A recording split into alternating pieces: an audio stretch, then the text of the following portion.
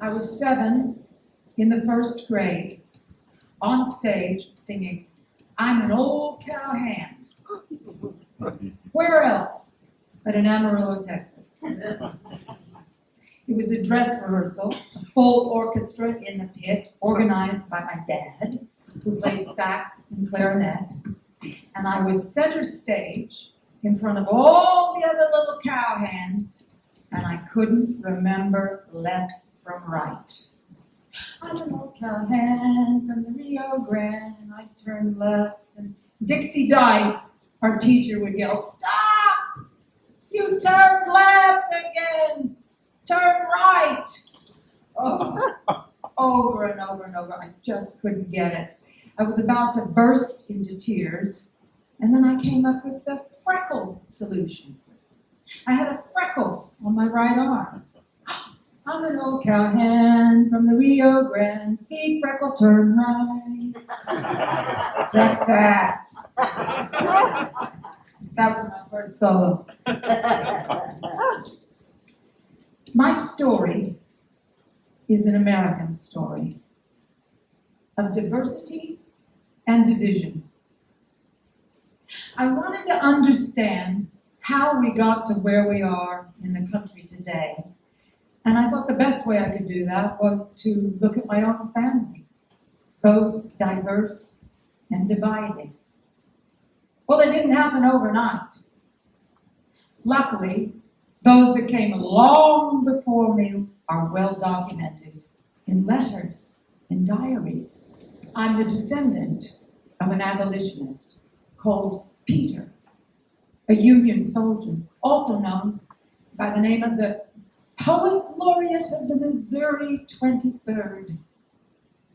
Peter sacrificed family and his dream of being a writer to join the fight to end slavery. Before his regiment set off to face the enemy, he had the morning free, and he wrote, "I went up on the rock known by the name of Lover's Leap. I could see surrounding country for miles. Although a drizzly day, I sat on this lofty seat, viewing the scene of nature, which is itself a work of art. Then, compelled by the rain, I went down again inside a shop where I admired another work of art, the skill of man. I'm also the descendant of a slave owner. I found his will in a box in the basement of my mother's house one day. It's incredible to read. It makes me shiver. This who gets what. I found and read your will, John, from 1863. You lived in such a time, John, not easy to see. You wrote down all the names, John, down south in Tennessee, 12 slaves, and they had names.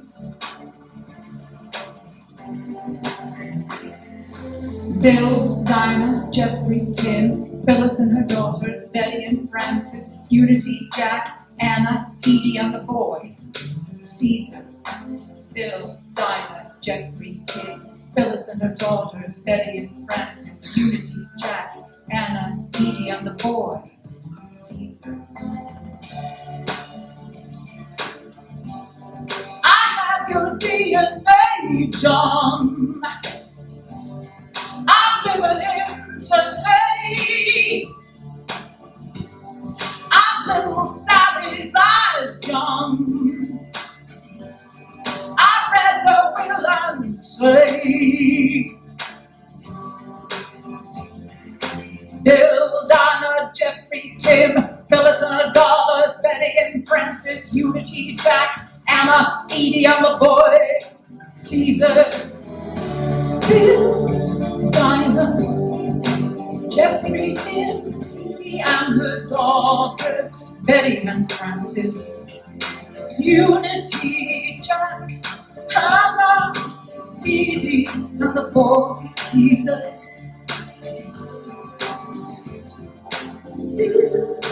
Time, Jeffrey, T, Phyllis and the daughters, Betty and Francis, Unity, Jack, Hannah, Edie, and the boy Caesar.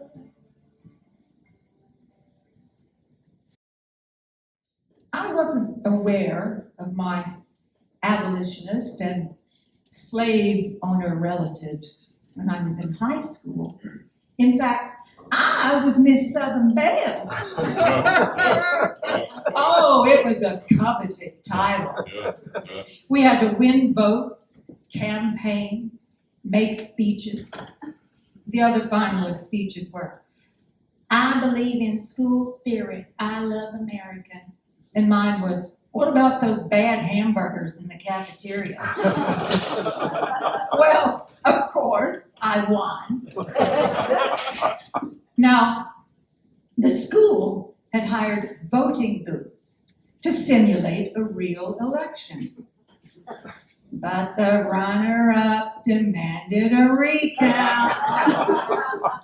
So they had to recount all the ballots by hand. And I still won. I was crowned in front of the whole student body in a wedding dress, the only wedding dress I would ever wore. And I was photographed in front of a mansion reminiscent of an old plantation. Our mascot was a rebel soldier. We flew the Confederate flag. And no one thought twice about singing our school song. Dixie! Eventually, there was a law, and they were forced to stop it all. But, like Scarlett, I had my pick of beaus, and I could have married one of those Texas sweethearts and settled down in a big old mansion, but I had other plans. He was a Texas boy with a kindly face, and he loved me, but he knew I had to leave that place. I might have looked like Scarlet of the Plains, but that totem town was driving me insane. I had a mind to go to school in the East. What did he see in me? A Southern Belle with a soul to sell. I was a beauty, he was a beast. I had my freedom on my mind. I had my freedom on my mind. I always loved him, but I don't look back and mix the fiction with the fact. Our love's a has-been, said the letter I wrote with a perfume pen and a heart of tin. I heard he lived on a blueberry farm up in Oregon. Here I am making deals in a fancy cafe, a city tracker with a lawyer to pay. I love the open roads, the crickets and stars, the great big sky, the endless space. No souls but ours, no city lights, a rendezvous in a secret place. I had a mind to go to school in the East. What did he see in me? A Southern Belle with a soul to sell. I was a beast, he was a beauty.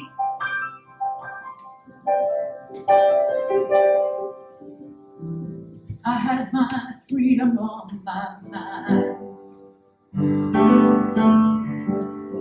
I had my freedom on my mind. I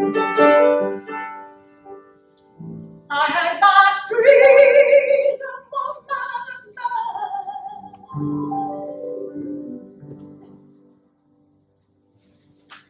Freedom. My dad's father, my grandfather, was an immigrant. His first name was Hugo, as was my father's. I took their first for my last. Hugo was a Jewish boy from Culled, Germany. And at age 14, without speaking any English, all on his own, he traveled by ship to Ellis Island. And then on to join his Uncle Morris in New Mexico. Well, he wouldn't meet a border wall. He'd meet a land of guns. His Uncle Levi was shot and killed, and this is for real, by Blackjack Ketchum. And here's the story. In Liberty, New Mexico, two brothers ran the store. Morris and brother Levi, working hard each living day. Two Jews from Germany, life in the USA. Two cowboys from the Big Bell Ranch rode in and bought supplies. Rode out across the flatlands as the wind began to rise. The storm began to crack and the rain came down. The cowboys circled back to shelter in the town. Day turned to night, lightning, thunder, boom. Levi lit a lantern, let the boys bed down in the storeroom.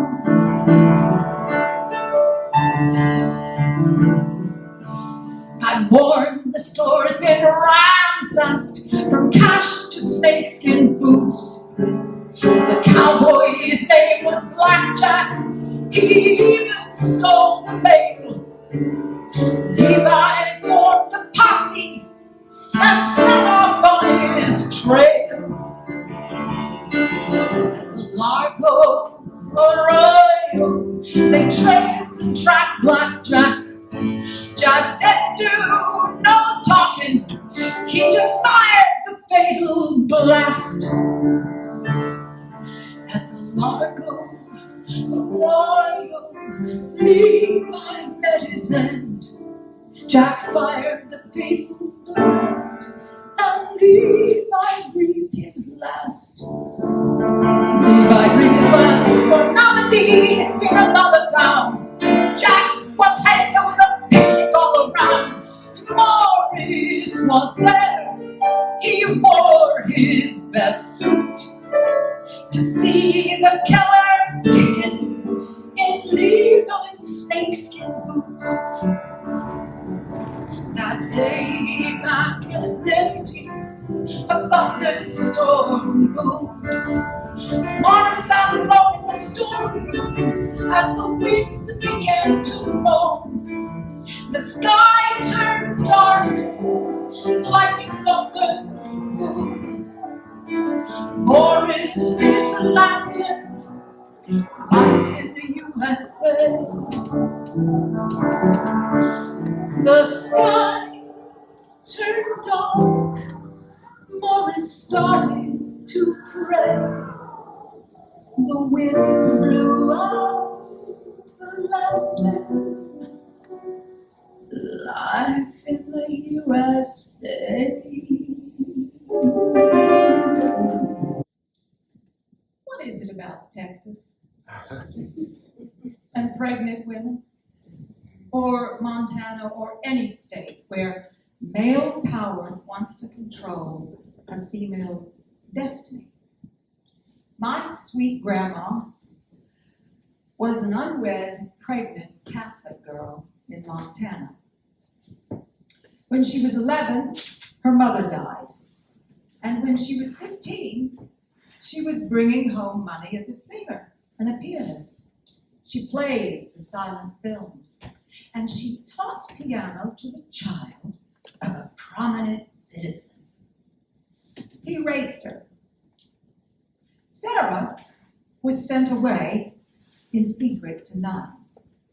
And the story goes that the father, the rapist on the birth certificate, was run out of town. But I found articles. Oh, he ran all right for local office. He sat on committees. And his wife appeared in society pages. The only one run out of town was Grandma.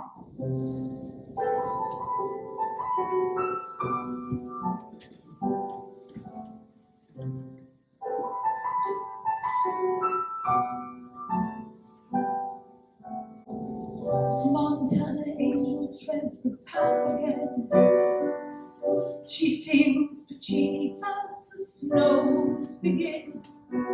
She dreams of Rome, where the Pope attends the opera. Oh, one fine day,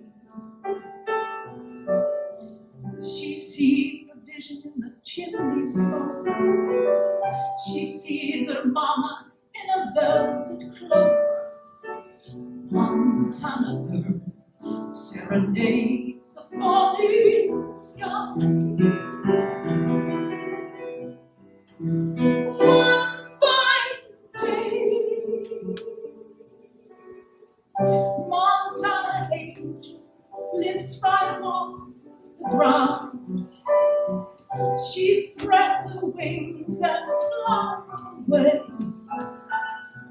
And when the path she treads takes her earthbound, she sings of love and one fine day.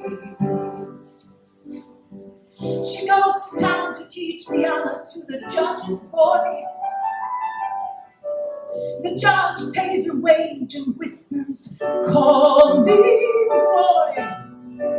Her mama died 4 years ago, it's 1925. She counts the hours, the minutes and the days, and they go so slow, like falling snow. Montana angel lives right on the ground. She spreads her wings and flies away. And when the path she treads takes her earth down, she sings of love and one fine day. Her pop and the town fear the judge's rage. Though Montana girl is underage, she's got one child, she's been defied. To save face, to hide disgrace, she's sent from home, come not to Rome. Montana angel lives right off the ground. She spreads her wings and flies away. And when the path she treads takes her earth down, she sings of love and one fine day. One day, one fine day. Unlike my grandma, I had a say in my destiny. I was in the drama department at the University of Texas, and on the quiet, I sent off for an application to Juilliard. Oh, it was a complicated nightmare. On the other hand, all that the Royal Academy of Dramatic Art in London required was $50. And you had to get yourself up to New York for the audition. Oh, I could do that. I didn't tell anyone. I saved my allowance, I booked a hotel, I booked a flight, and off I went to New York all on my own. I was terrified. I stayed at the Paramount Hotel, and across the street, a stage door was ajar. I went in. Tony Randall was rehearsing a benefit, and a man in a suit let me stand at the back of the orchestra and in the dark advised me not to go into show business.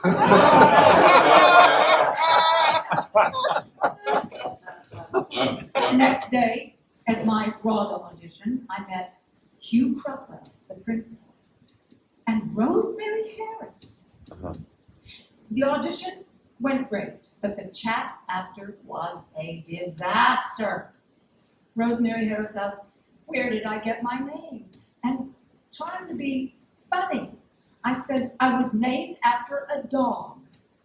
Now, it was a half-remembered joke, but I could only remember the punchline. So I just quit talking, and it was dead silence. And they looked at me, and then they thanked me for coming. So the next day, the day of my flight, the phone rang at 9 a.m. sharp. And it was Hugh Crupwell, the principal. "Yes, could you possibly meet me at the Tudor Hotel in the lobby at 10:30? I had an hour. Hot rollers took 20 minutes to heat up. And I had to get on the false eyelashes, the top and bottom, and the false hair, and the dyed blue sheepskin coat. But I made it. Overexcited and tongue-tied. Well, Hugh Crupwell came straight to the point. "Yes, I was wondering if you're psychologically stable."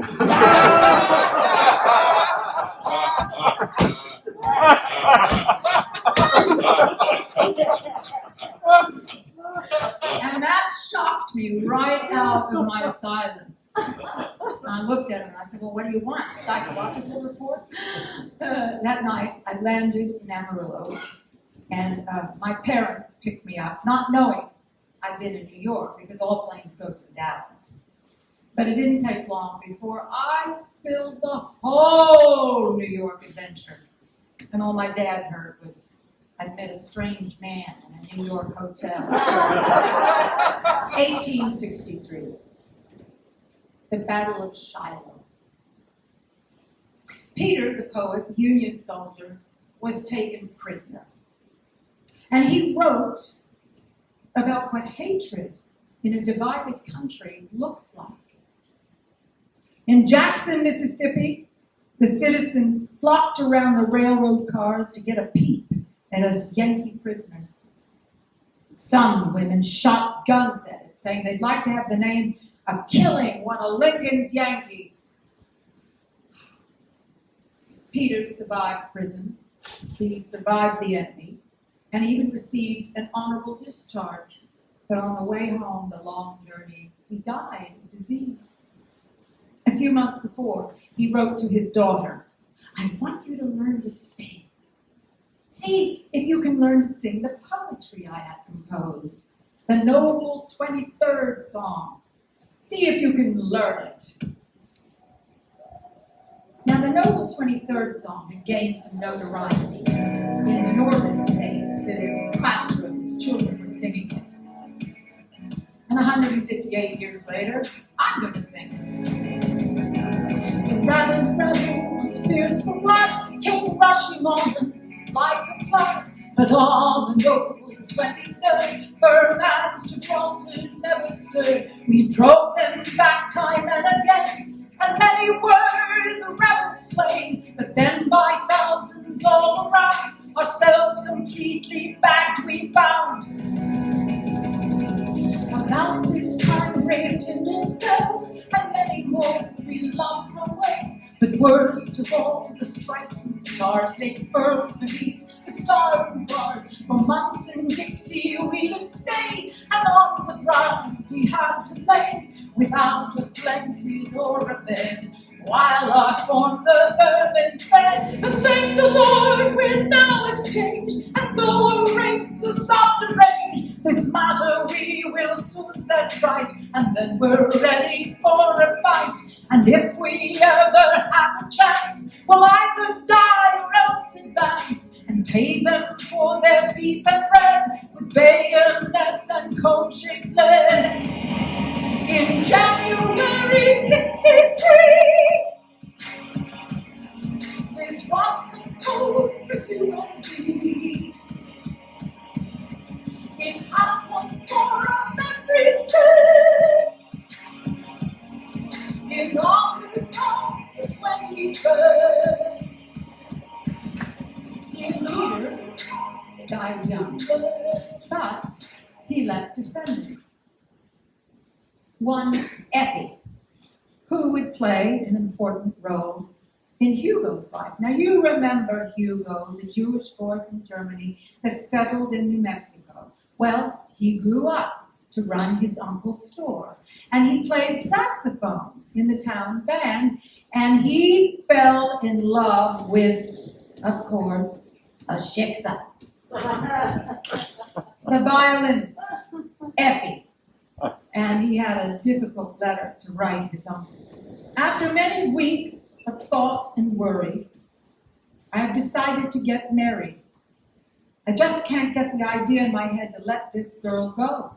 It just seems to me like I would never find another one who would suit me. She is a sensible girl and a good girl, and after all, those are the main qualifications. She will become a Jewess. You will say, how can she? But did not the wife of Moses become a Jewess, or the wife of Joseph? Mimi's Christian family in Iowa did not approve of her marrying a Jew, so she disowned them. She married Hugo, and she changed her name to Mimi. She did not, however, become a Jewess. Hugo and Mimi moved to Amarillo and created a new, diverse life for themselves, as did I. My acceptance letter from Rada came on the 11th of January. I remember this because I had a thing about 11s. I was born on the 11th day of the 11th month. I have 11 letters in my name. I lived at 111 Parkview. And on the 11th of May, I found myself in a new country. I'd arrived a week early. But I decided that a psychologically stable person would get on over there to Rada and introduce herself. The doors were locked. I went around to the back, and a stage door was ajar. And without hesitation, no reservations, I went in. No one, just a cat, no lights, half lights from high windows, and somehow passing busts of people like John Gielgud and George Bernard Shaw. I found my way to the entrance hall. And there, in the dim light, on a prominent wall, was a list of names. And there was my name, along with my classmates. Strange names, like Imelda Staunton. And there was my name, Tara Lowenstern. Well, I let myself out the same way I came in. I never did see anyone. High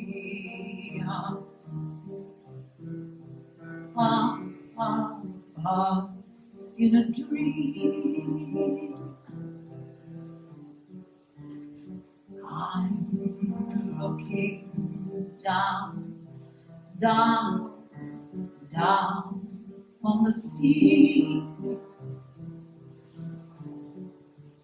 in sand are revelations, lost things form constellations, tidings left by the sea, afraid but alive, swinging higher, girl with a heart on fire, swinging, and in love with the night. Oceans ago, when my heart had wings,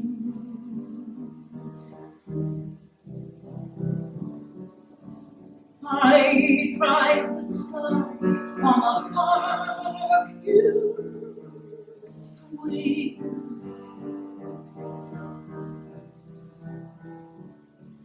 My swing set makes a two-note sound, two notes up and three notes down, and what I hear in that song of five, afraid but alive, all I'm lost in my search for more.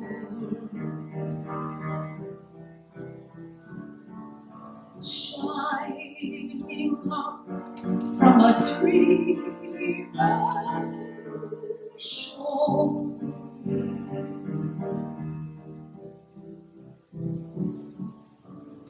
all in the message the sea contrived.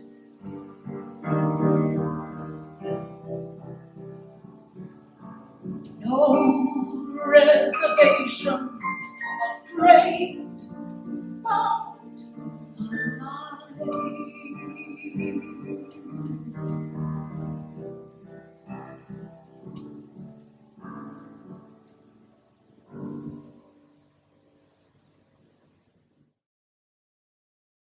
Here,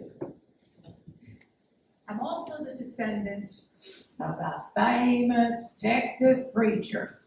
Oh, he had his own right-wing radio show in today's world, and many of his other descendants would be his listeners. After the Confederate surrender in 1865, he wrote, "I do not want to live among free Negroes. Since the surrender, they are being taught that they are as good as white people. This is their ruin, and they need the gospel to be taught their place." Oh, I had no patience with Negro equality. Who goes there? Sometimes the foes are in your own family. Oh, white prominent citizens. Meanwhile, in Montana, teenage Sarah had the prominent citizen's baby in secret, and the infant boy was taken from her at birth and put in an orphanage.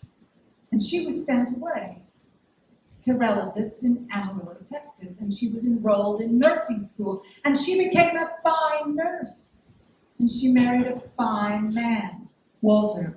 Walter was the Texas preacher's grandson, but he was a kind and gentle man, a shoe salesman. One day, he took my aunt to Woolworth's on his lunch break, a little girl excited to eat with Daddy at the counter.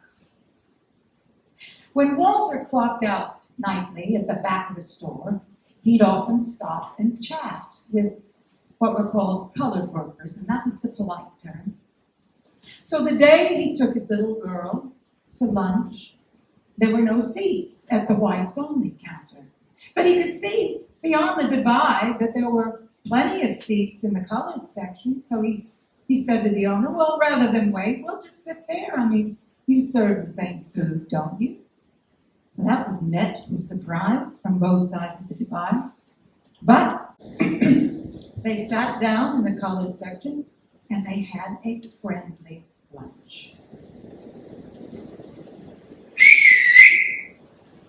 When shrimps whistle, when pigs fly, Hugo, once an immigrant, was now a self-made man, happily married to Mimi, and living the American dream.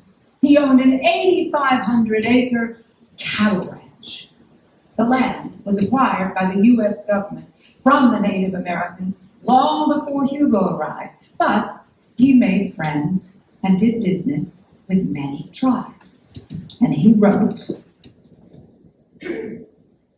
"We sold cattle to most western states, especially to the Indians. We furnished breeding stock to the Apaches and the Papagos, and even the Yavapai tribe who live in the bottom of the Grand Canyon. We shipped several carloads of cattle to the Seminole Indians in Florida. And my business was also the first to place cattle on the Seminole Reservation by airplane." Let me read that again. "My business was also first to place cattle on the Seminole Reservation by airplane." Flying the cows. I had to write a song about that.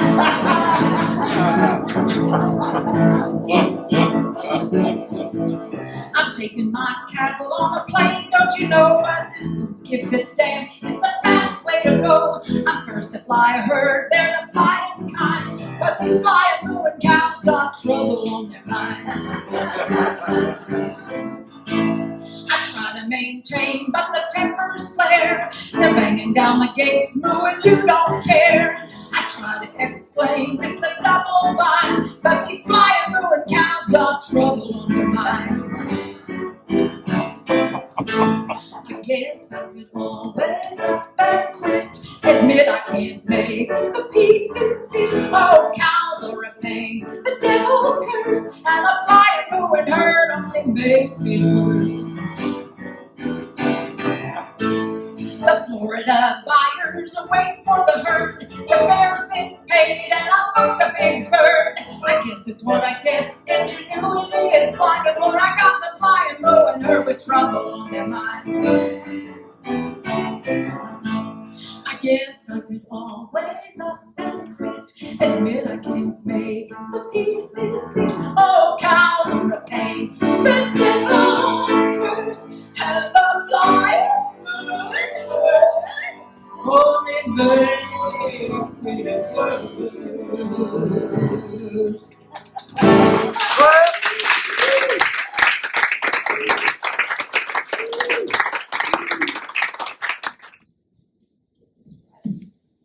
What else flies through the air? Music. I was 11, sitting next to my mother at the Amarillo Symphony, and my father was the guest artist, and he had just performed A Gentle Breeze on alto sax, a solo piece composed for him by a well-known New York composer. And the composer was in Amarillo for the live performance. And I hoped he wouldn't eat dinner with us again. We children had never heard a New Yorker talk. And I couldn't understand a word he said. And he ate too fast with his mouth open, and he didn't hold back asking for seconds, and his wife and son were there, and they ate the same way. But he composed beautiful music. Years later, I was a blonde singer in London, in walking distance with a regular gig. And I always passed the tree where a nightingale sang. And it evoked a gentle breeze. And I wrote these words.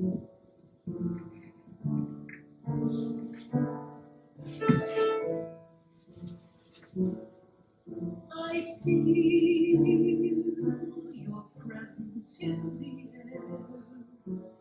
air, soft breeze, and suddenly you're there. Warm wind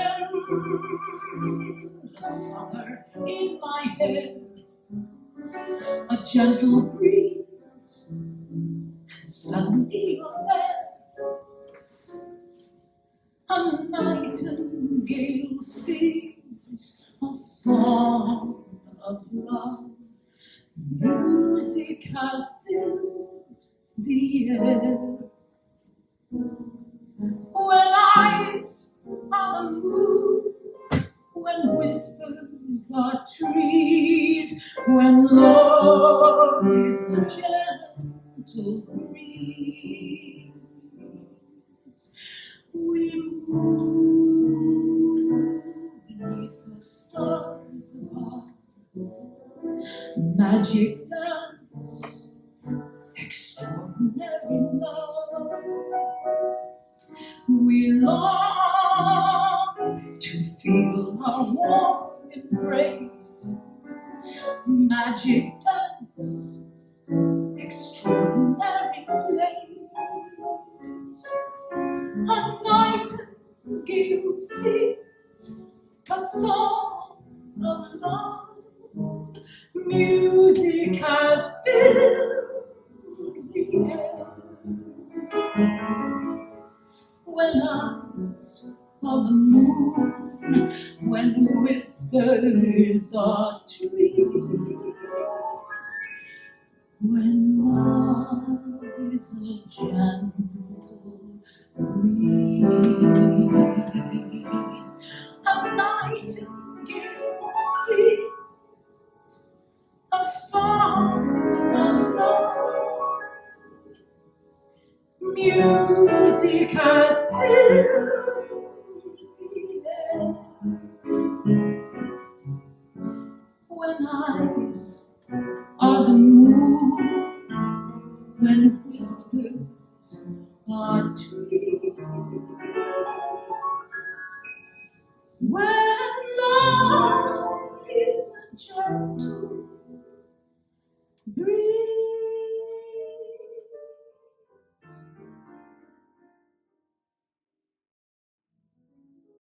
There's another community in Amarillo, far more foreign than the New Yorkers.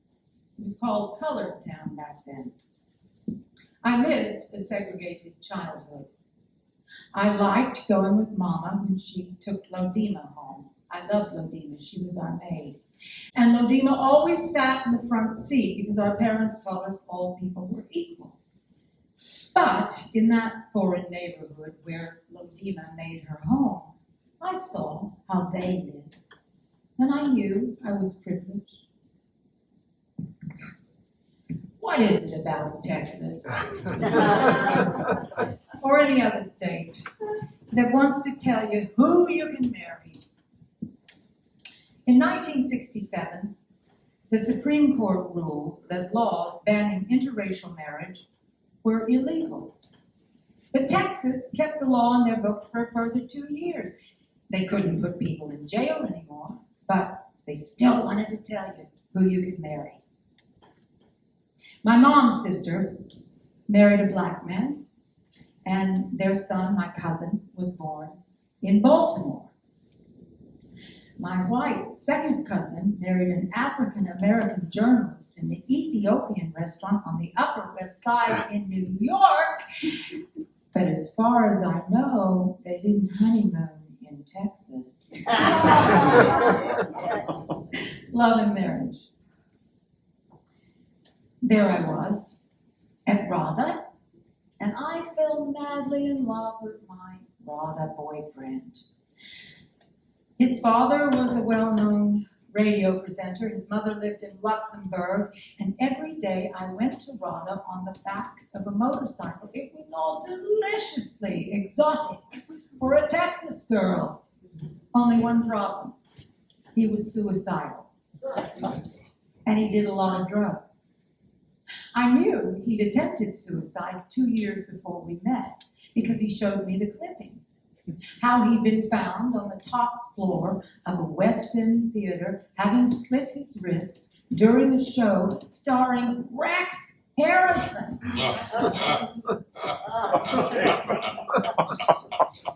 And he was abusive.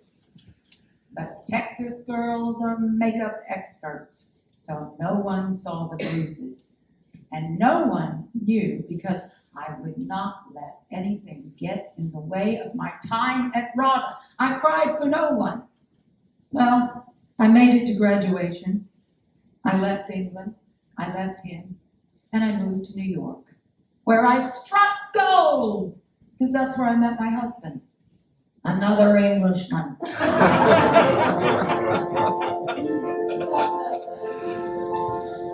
Your day breaks, your heart aches. You find that all her words of kindness linger on when she no longer needs you.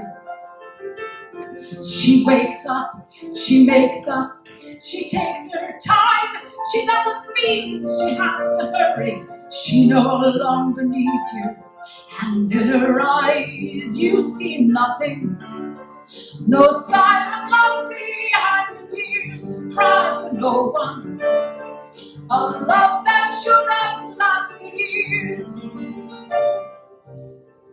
You want her, you need her, and yet you don't believe her when she says her love is dead.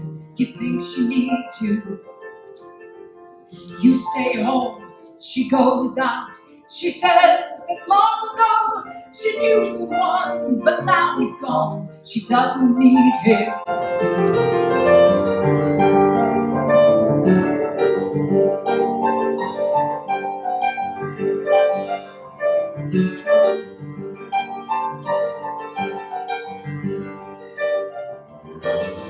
Your day breaks, your mind aches. There will be times when all the things she said will fill your head. You won't forget her, and in her eyes you see nothing. No sign of love behind the tears, cried for no one. A love that should have lasted years.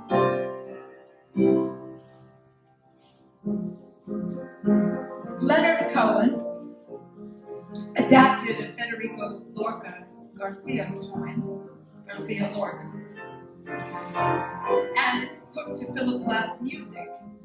And it's usually told from the man's point of view, but I sing it from the woman's point of view. The night of Santiago, and he was passing through, so he took me to the river, as any man would do. I said I was a virgin, that wasn't what he'd heard. But he's not the Inquisition, he took me at my word. And yes, I lied about it all, my children and my husband. You were meant to judge the world, forgive me, but I wasn't. The lights went out behind us, the fireflies undressed. The broken sidewalk ended, he touched my sleeping breast. They opened to him urgently, like lilies from the dead. Behind a fine embroidery, my nipples rose like bread. My petticoat was starched and loud and crushed between my legs. It thundered like a living cloud beset by razor blades. No silver light to plate their leaves, the trees were wild and high. A file of dogs patrolled the beach to keep the night alive. We passed the thorns and berry bush, the reeds and prickly pear. He made a hollow in the earth to nest my dampened hair. Then he took off his necktie and I took off my dress. His belt and pistol set aside, we tore away the rest. My skin was oil and ointment, and brighter than a shell. Your golden glass appointments will never shine so well. My thoughts, they slipped away from him like schools of startled fish. Though I've forgotten half my life, I still remember this. That night he ran the best of roads upon the mighty charger. But very soon he's overthrown and I became the rider.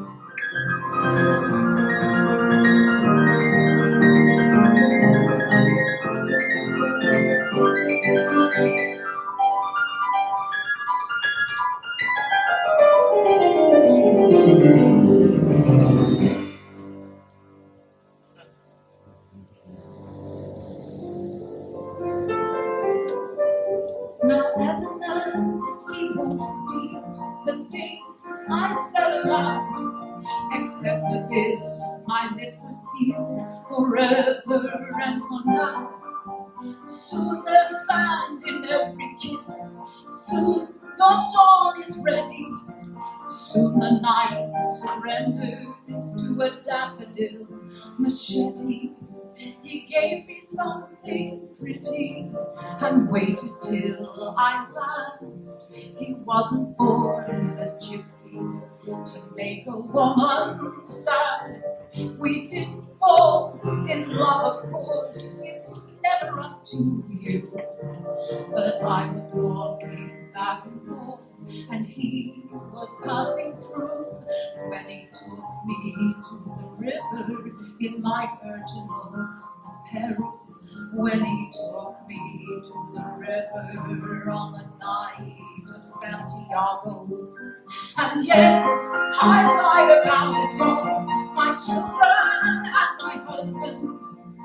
You were born to get it right, forgive me, but I wasn't.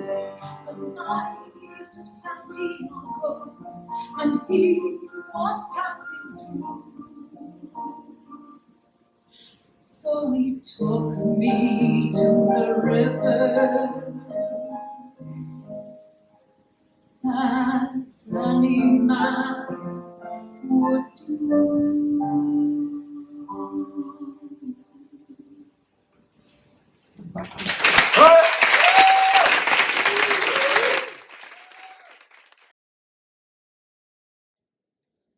Once upon a time in Texas, there was a sought-after beauty and a magnificent horn player, and they fell in love. She got pregnant.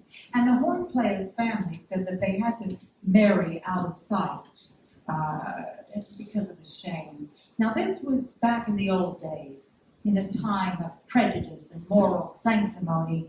Of course, we're past all that now.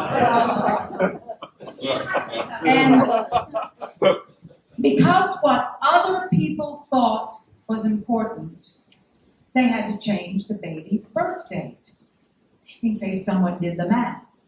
So the couple moved to Hollywood, where the horn player could blow with the Tommy Dorsey band, and they had the baby there, out of sight.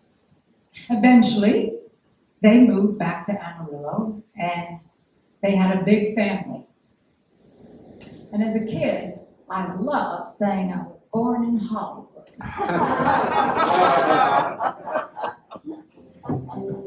In his late life, my dad wrote a song, and he titled it Not Yet. And he asked me to put words to it, and I wrote these words.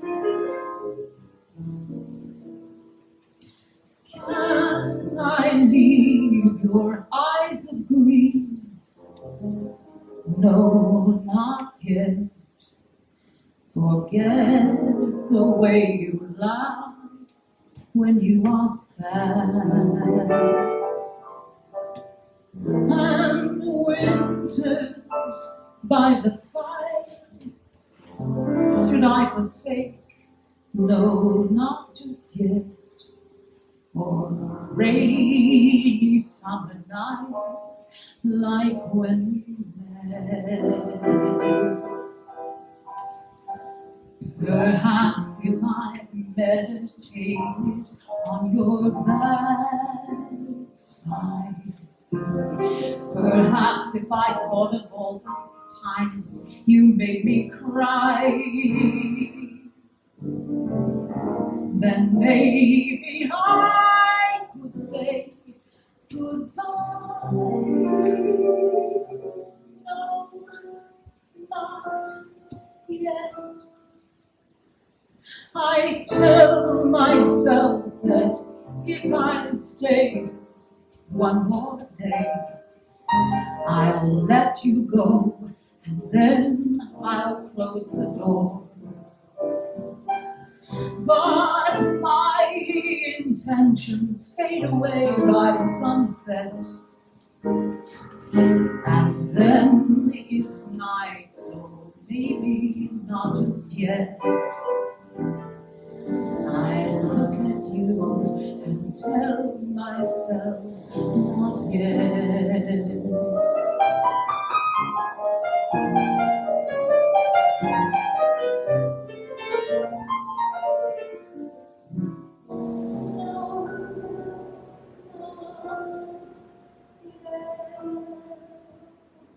but my intentions fade away by sunset. And then it's night, so maybe not just yet. I look at you and tell myself, not yet, not yet,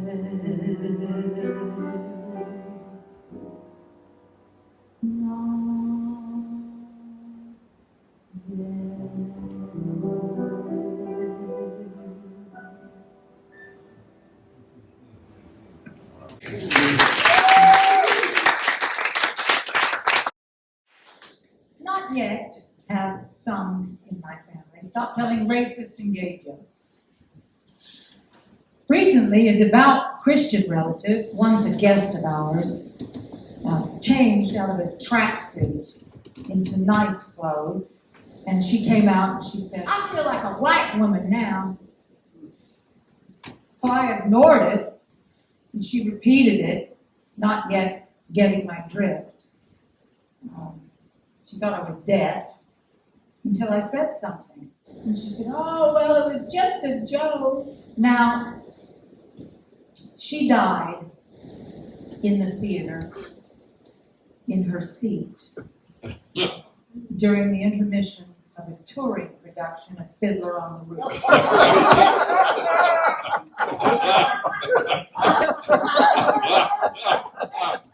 I mean, and I'm in the theater, and we're in the theater, so I have to tell you that. How bad was that show?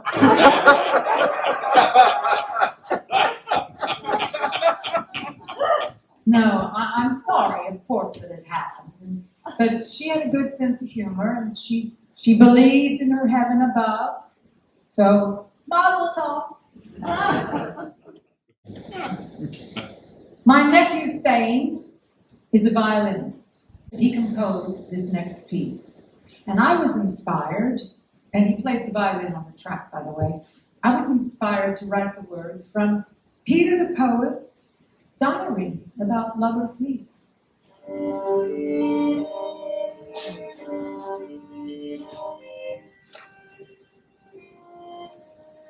I went to Lover's Leap and found your spirit, sat on lofty seats offer miles, surrounding beauty. You called it a work of art, and Peter, I agree.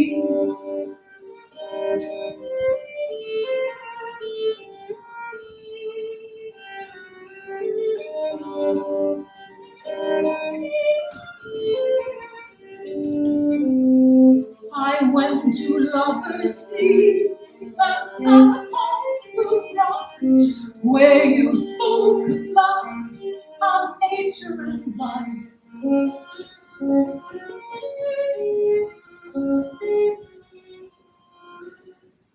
And oh, the spinning wheel, the clock of past and present has spun us far apart in time. I read your words,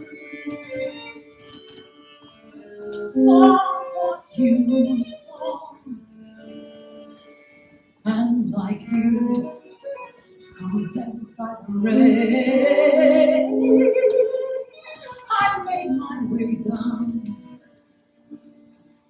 to a shop, a cafe, on a drizzly day.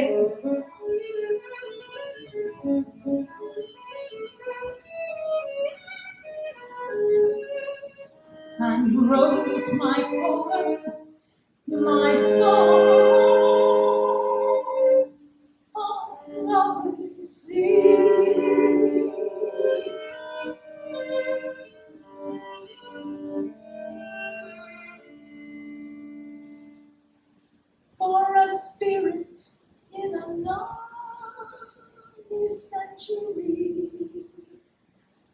not yet born, still asleep to see.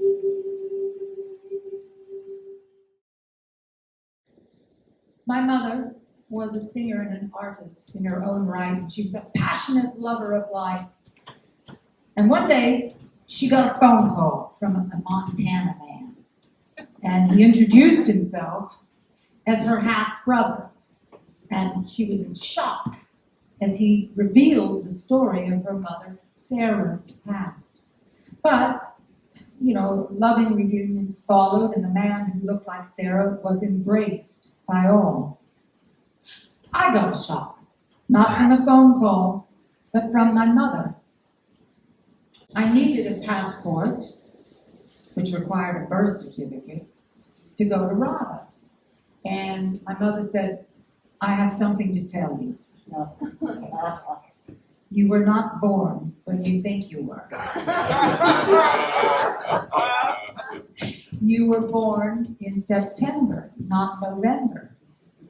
And she explained how, the times that she got pregnant, and they hid the shame. But they dreaded telling me that Mom wasn't a virgin. And I was from a different generation. I said, who cares if you had sex? You mean I celebrated a fake birthday for 21 years? And my mother, she was so loving and patient. And, but I didn't take it well. I was young. And I said, you mean, is that why I went to kindergarten for 2 years? Because you couldn't register me with a November birthday? And she was so loving and patient. And I was just, I was just immature and pissed off because I liked being a Scorpio. I didn't want to be a Virgo. And I had that thing about 11s. I was born on the 11th day of the 11th month, and I had 11 letters in my name, and I lived at 111. And now, at the 11th hour, I'll wrap it up, but don't anybody turn on your cell phone yet, because I just want 2 more minutes. One of my favorite films is The Last Picture Show. Although the Texas town of my youth was not as small, I know the dry, flat, windy land, the way the wind whistles through you lonely, the poker-faced men that talk out of the side of their mouths in slow, short sentences, and the pretty, smart women looking for excitement, and football heroism, and the sweetness of people, but also the indifferent ostracizing of anyone different. Sonny, the main character in the film, discovers he's different. And he feels like the last person on earth. The only escape from the desolation is a road out of town to nowhere. He tries, but he turns back. He can't do it because he has a road map to nowhere. So he finds shelter with another human. Whenever I despair of the great divide, when I feel intolerant of those that believe conspiracy theories and reject diversity, when I want to scream at the stupidity of it all, I try to remember the world I once knew. How I didn't know what to believe beyond what anybody told me.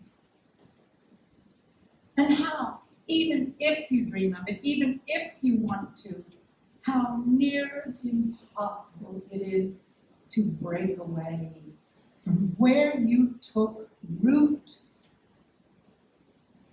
But then again, I always wanted to turn left.